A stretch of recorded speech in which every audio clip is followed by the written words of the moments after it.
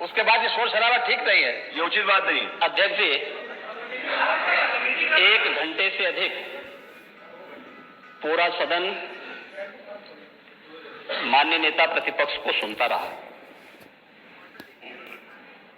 बड़ी शालीनता के साथ उन्होंने अपनी बात कही। विपक्ष के नेता का जो दायित्व था, उन्होंने अपने कर्तव्यों का निर्वहन किया। हम लोगों ने सुना। इस सदन में और सरकार के उप मुख्यमंत्री अपनी बात को रख रहे हैं, बीच में रनिंग कमेंट्री का मतलब क्या है? और दूसरा, एक सम्मानित नेता के खिलाफ असभ्य शब्दों का प्रयोग हो, तो शब्द का प्रयोग हो, तो ठीक नहीं है। और मैं बड़ी विनम्रता से कहूंगा नेता प्रतिपक्ष को कि आपको इतना उत्तेजित नहीं होना चाहिए। देखिए, सफाई की बात नहीं कर रहा हूं मैं, सवाल सफाई का नहीं है। देखिए, हम लोग भी जो विकास कार्य करा रहे हैं, या आपकी सरकार के समय जो विकास कार्य हुए होंगे, ये हमारी ड्यूटी थी। सरकार सरकार होती है और हर सरकार को अपनी उपलब्धि को कहने का अधिकार है।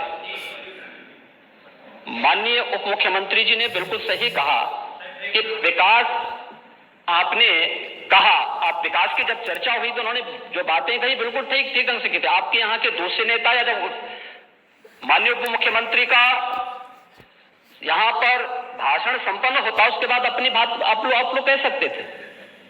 लेकिन देखिए, मैं कल भी देख रहा था, कल माननीय वित्त मंत्री जी यहां पे जवाब देने के लिए खड़े हुए, उन पर जिस तरीके की भाषा का प्रयोग उस समय किया गया, आज फिर हम देख रहे हैं। देखिए, लोकतंत्र में हर सदस्य को सदन में अपनी बात रखने का पूरा अधिकार है, और अगर आप कहेंगे तो कैसे इस बात की अपेक्षा रखते हैं कि इस पार से उसका जवाब नहीं मिलेगा?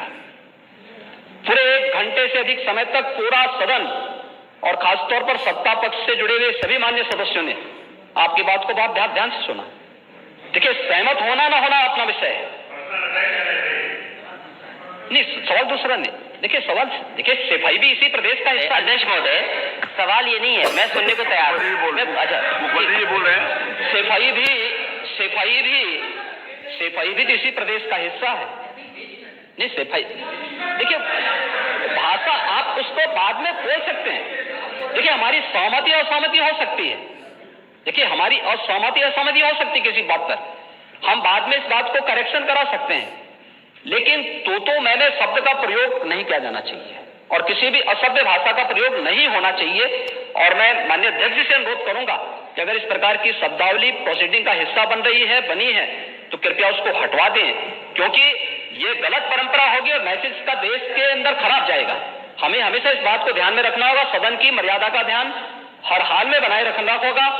दूसरा, जब एक सदस्य बोल रहा हो तो सदस्य के बीच, और खासतौर पर उप मुख्यमंत्री बोल रहे हैं, तो बीच में रनिंग कमेंट्री करना, बीच में धमकी देना, ये चीजें ठीक नहीं है। और मुझे लगता है सदन की मर्यादाएं इससे आहत होती हैं, कोई भी इसको नहीं स्वीकार करेगा। और मैं विनम्रता से कहूंगा माननीय नेता प्रतिपक्ष को, उनका सम्मान है, वे सबसे बड़े विपक्षी दल के नेता हैं, और मुझे लगता है कि इस मर्यादा की अपेक्षा केवल सत्ता पक्ष से ही न करें, विपक्ष भी उस मर्यादा का पालन करेगा तो दोनों का सम्मान बना रहेगा, और ये सम्मान दोनों का बना रहे। देखिए, सहमति और सहमति लोकतंत्र की ताकत है, या आवश्यक नहीं। हम ये नहीं कहते हमारी बात से सहमत हूं, या मैं ये भी नहीं कह सकता कि मैं आपकी बात से सहमत हूं। जब मेरी बारी आएगी, मैंने तो पूरे 1 घंटे तक आपकी बात को सुना, मेरी बारी जब मेरे दल की ओर से मेरी बारी लगाई जाएगी, मैं उस दिन अपनी बात को यहां पे रखूंगा। मैंने आपके पूरे भाषण को इसलिए सुना ही नहीं, प्रोसीडिंग मंगाऊंगा, फिर देखूंगा, उसका पूरा जवाब भी दूंगा यहां सदन पे। और मैं उम्मीद करूंगा कि सभी विपक्षी नेतागण उस दिन यहां पर हमारे बात को भी सुनेंगे।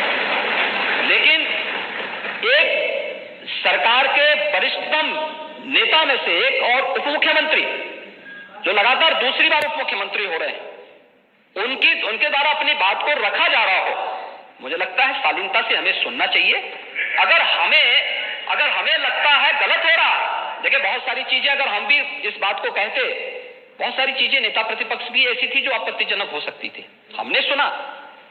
नहीं, हमें जो स्वीकार करना होगा वो स्वीकार करेंगे और उसका जवाब देंगे भी, लेकिन बीच में इस तरीके की उत्तेजना दिखाना उचित नहीं है। देखिए, माहौल इससे खराब होता है, अनावश्यक रूप से बाहर मैसेज खराब जाता है। हमारे बारे में टिप्पणियां होती हैं, सदन के बारे में टिप्पणी होती है, हरेक सदस्य की मर्यादा भंग होती है और सदस्य की इसका सम्मान बाहर तार तार होता है, पब्लिक में इसका मैसेज खराब होता है और इस प्रकार की शब्दावली का प्रयोग न हो। और अगर ये तो शब्द का प्रयोग हुआ है तो मैं आपसे अनुरोध करूंगा कि कृपया इसको सदन की प्रोसीडिंग का हिस्सा कतई न बनाने दिया जाए, क्योंकि ये आने वाले समय में नजीर बनेगा। फिर यही होगा जो इससे पहले इस सदन में होता रहा है, उस चीज को हर हाल में रोकना होगा। और मैं आपसे विनम्र अनुरोध करूंगा कि ये रनिंग कमेंट्री, बीच में धमकी देना, ये चीजें बंद होनी चाहिए। अच्छा होगा कि कार्रवाई को दिखवा लूंगा। धन्यवाद। मैं कार्रवाई को अध्यक्ष महोदय, जो बात अगर नेता सदन ने कहा कि कोई अनपार्लियामेंट्री लैंग्वेज और वर्ड्स आए तो उनको निकाल दिया जाए, मैं भी सहमत हूं। लेकिन मेरा अध्यक्ष महोदय वही निवेदन ये भी है कि किसी को पर्सनल नहीं कहा जाना चाहिए। सैफई, आपको बहुत ज्यादा सैफई की जमीन बेच करके हम और आप लोग को जनता हमें मौका देती है अपना बजट खर्च करने के लिए, आपको और हमें मौका मिलता है। मंत्री जी ने कहा ना कि कोई भी वो सरकारी पैसे से होता है। मेरा यही निवेदन है नेता संसद से, बहुत अच्छी तरीके से माननीय इस तरह की बात नहीं आया कि जमीन बेच करके कर दिया जाए। माननीय केवल मैंने ये कहा था कि जो आपके जिले के लिए जो 4 लेन बनी थी वो किसने बनाई थी?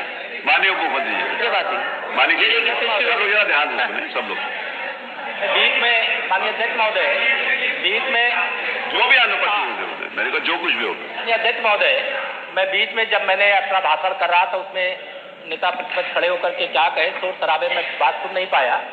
लेकिन जो मेरे कहने का एकमात्र तात्पर्य है कि उत्तर प्रदेश की जनता की सेवा के लिए जनता ने आपको नकार दिया और भारतीय जनता पार्टी को लगातार स्वीकार किया। आपको ये 5 साल सत्ता में नहीं रहे, आगे 5 साल के लिए फिर विदा हो चुके हैं। 2027 में चुनाव आएगा, मैं तो यह मानता हूं कि फिर कमल खिलेगा।